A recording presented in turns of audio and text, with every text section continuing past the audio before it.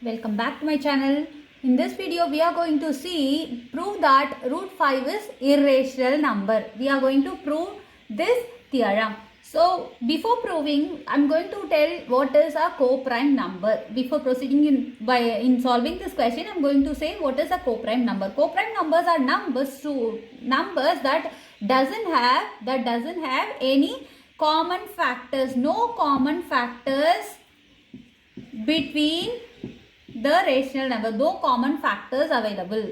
So that is a common co-prime number. For example, 2 by 3 is a co-prime number, whereas 4 by 6 is not a co-prime number because they have some common factor 2 which divides both of them. So this is not a co-prime number. 4 by 6 is not a co-prime number. 2 by 3 is a co-prime number.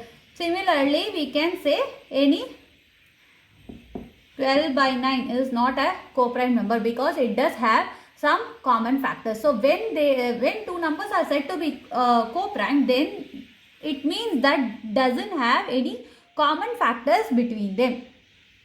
So now we will be solving root 5 is irrational. We'll solve this question by assuming that root 5 is rational.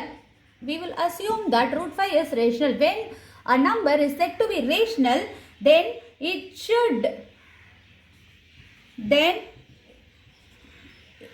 should have a co-prime number. It should be expressed in the form of P by Q.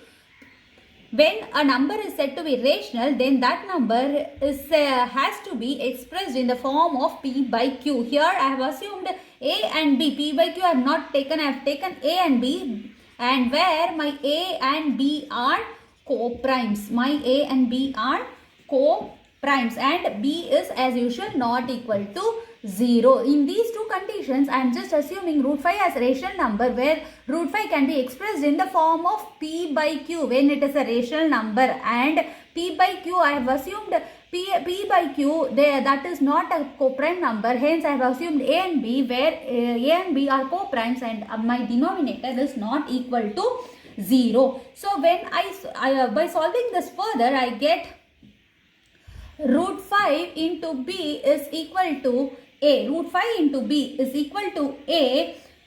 So I am going to square on both sides. Squaring on both sides. So I get root 5b the whole square is equal to A square. So I get 5b square is equal to A square. 5b square is equal to A square. So from here it is clear that 5 divides A square. 5 divides A square. So when 5 divides A square, then it means 5 also will divide A. 5 also divide A. 5 divides A square. It means that 5 also divide the A. Only A. It will divide. So I can write A as some 5C in multiples of 5. I can, because it is 5 is dividing here from here, it is clear that 5 divides A square. 5 divides A square. So 5, when 5 divides A square, it is clear that 5 also divides A.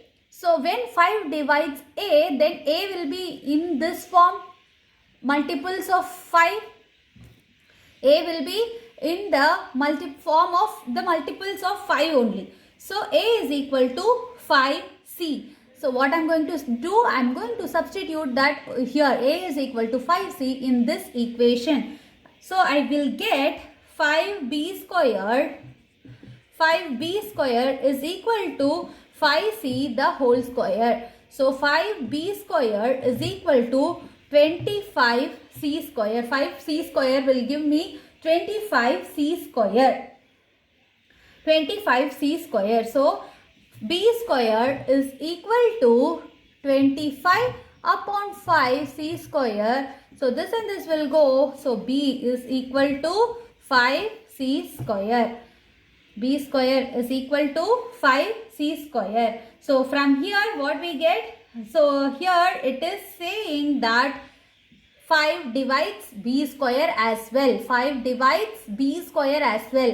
So here we saw 5 divides a square. In this step we are seeing 5 is dividing b square as well. 5 is dividing b square as well. So a upon b, we have assumed a upon b as co-prime number.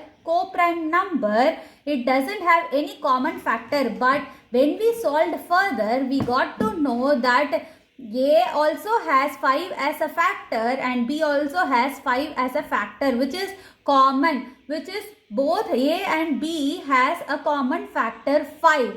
Therefore, that is not possible. Hence, our assumption that root 5 is a rational number is wrong. Our assumption of taking root 5 as a rational number is wrong. Therefore, root 5 should be an irrational number. This is how we solve this type of question.